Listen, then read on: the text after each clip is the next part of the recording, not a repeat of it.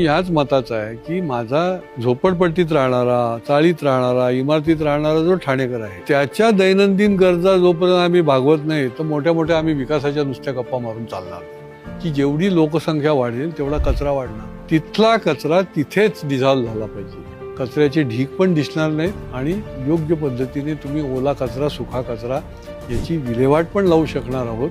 आणि त्या दिशेने त्याची योजना जी आहे ती आपली तयार आहे. डम्पिंग संकल्पना जी पूर्वी होती की कुठेतरी फार मोठी जागा बघायची आणि काही प्रमाणात तिथे न्यायचा, परंतु एरिया वाईज ही मशिनरी लावून बाजूला ठेवून दुर्गंधी मुक्त, पर्यावरणीय युक्त अशा प्रकारचं त्या ठिकाणी यंत्रणा उभी करायची. आणि त्याच्यामुळे तर त्या ठिकाणी डम्पिंगच्या इथे त्यांनी गार्डन तयार केलेले आहेत, हिरवळ दिसते की बाबा याच्यावर आम्ही कशा पद्धतीने केलेलं आहे. तर ती संकल्पना आपल्याला राबवावीच लागेल.